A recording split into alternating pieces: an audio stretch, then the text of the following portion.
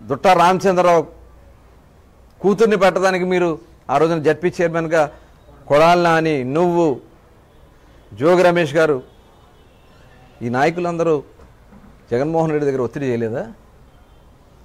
మిమ్మల్ని మీ మీద నమ్మకం లేక బందరు వచ్చినా ఓడగొడతారు, పెడనెల్లా ఓడగొడతారని చెప్పి గుడ్లవల్లేరులో పెట్టి గెలిపించి ఆ అమ్మాయికి జడ్పీ చైర్మన్ అయితే ఇవాళ మీ స్వయంగా నాకు వాళ్ళ మామగారే వచ్చి చెప్పారు. అతను బ్రాందీ షాపులో ఉన్నాడు. బందర్లో షాప్ వస్తే అతనికి షాప్ పెట్టుకుంటాకి ఇబ్బంది పెడితే చాలా రకాలు 3-4 చోట్ల పెడితే వాళ్ళకి పర్మిషన్ లేకుండా చేస్తే చివరికి తెలిసిన వ్యక్తిని పట్టుకుని ఎక్కడో ఒక షాప్ పెట్టుకుంటే అది కూడా నడవకుండా చేయడానికి ప్రయత్నం చేశారు. మీరు కాదా దుర్మార్గులు? ఇప్పుడేమో అమ్మాయిని బీసీ గౌడ రాష్ట్రం అంతా చేయండి అని చెప్పి రెచ్చగొట్టే కార్యక్రమాలు చేయటం. నిజంగా ఇది ఇట్లాంటి వ్యక్తులు అసలు రాజకీయాలు కాదు, అసలు మనుగడ సాగించకూడదు. వీళ్ళు పనికిరారు. వీళ్ళు మీరు పనికిరారనే 50,000 ఓట్లతో ఓడగొట్టారు మిమ్మల్ని. బందర్ నియోజకవర్గంలో 151 సీట్ల నుంచి 11 సీట్లకు దిగజార్చారు మిమ్మల్ని. ఇదే సంస్కృతి మీరు కొనసాగితే 0. YSR party care of 0. ఎందుకంటే ఏమీ ఉండదు. ఇవాళ మేము ప్రజలకు ఇచ్చినటువంటి మనం ప్రశాంత్ రెడ్డి చూసాం పాప, ఆవిడ గురించి కూడా మాట్లాడదు. ఆవిడ నాకు మూటలు ఇస్తుందంట, దానికోసం ఆవిడ మహాతల్లి అయిందని చెప్పి మాట్లాడుతున్నారు. నేను ఆంధ్ర రాష్ట్రంలో పుట్టిన ప్రతి ఆడబిడ్డ నాకు తల్లే. ఆంధ్ర రాష్ట్రంలో పుట్టిన ప్రతి ఆడపిల్ల నాకు చెల్లె. పిచ్చి పిచ్చి వాగుడు ఆడవాళ్ళ విషయంలో మాట్లాడితే తాట తీస్తాం. ఇవాళ ఏదో మేము కాకపోతే ప్రజాస్వామ్యబద్ధంగా మేము ప్రజలకి జవాబుదారులుగా ఉండాలి కాబట్టి మీరు రోడ్ల మీద తిరుగుతున్నారు, అది గుర్తుపెట్టుకోండి. మాకు చేతకాగా కాదు, మేము చావసచ్చి కాదు, కానీ మాకు కొన్ని విలువలు ఉన్నాయి.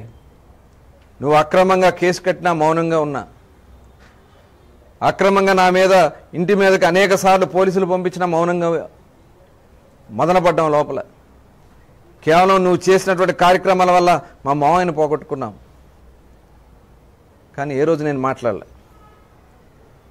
మానసికంగా మీరు అక్రమంగా పెడుతున్నటువంటి కేసులకి, నా మీద పెడుతున్నటువంటి కేసులకి కృంగిపోయి ఆయన చనిపోవడం జరిగింది. మేము ఎక్కడ కూడా మీకులాగా నీచాతి నీచంగా మాట్లాడాం. ఆయన పట్టుకుని నువ్వు ఎన్ని మాట్లాడినావో నాకు తెలుసు. కష్టపడి ఆయన కూడా చిన్నప్పటి నుంచి కష్టపడి మాతో పాటు మేము అందరం కలిసి కష్టపడి పైకి వచ్చిన వాళ్ళం. ఆకలి బాధలు తెలిసిన వాళ్ళం. అర్ధరాత్రి నిద్ర లేకుండా పనిచేయించి వ్యవస్థలు నడిపిన వాళ్ళం. నువ్వు మా గురించి మాట్లాడతావా? ఇవాళ మీరు దోచుకుని ఎంతెంత దోచుకున్నారు. ఎస్కులు నువ్వు దోచుకోలేదా? పామర్లో దోచుకోలేదా? ఇవన్నీ తెలీదా? కొడాలి నాని మీరంతా కలిసి ఏ రంగం దోచుకున్నారో మాకు తెలీదా? రాష్ట్ర ప్రజలకు తెలీదా? ఇవాళ నేను చూపిస్తాను, మొత్తం చిట్టా ఉంది. బినామీ ఆస్తులు మీ తల్లి, మీ అత్తగారి పేరు మీద, మీ భార్య గారి పేరు మీద 2004 నుంచి 2024 వరకు లిస్ట్ ఉంది. అవన్నీ కూడా ఎంక్వైరీ జరుగుతున్నాయి.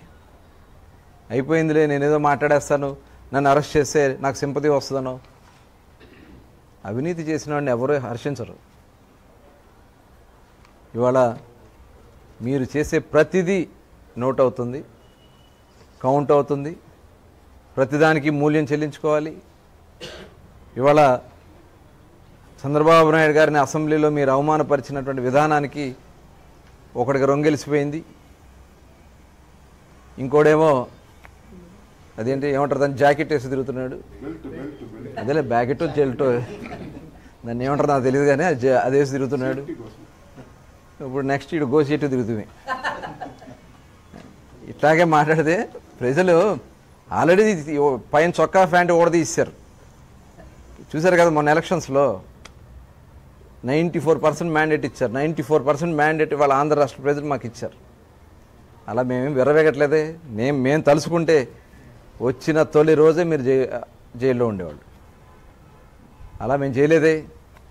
నువ్వు బియ్యం కేసు వచ్చినా న్యాయంగా విచారణ చేయమన్నా, లేదంటే తెల్లారే నేను తీసుకెళ్ళి లోన్ వేసేవాళ్ళే.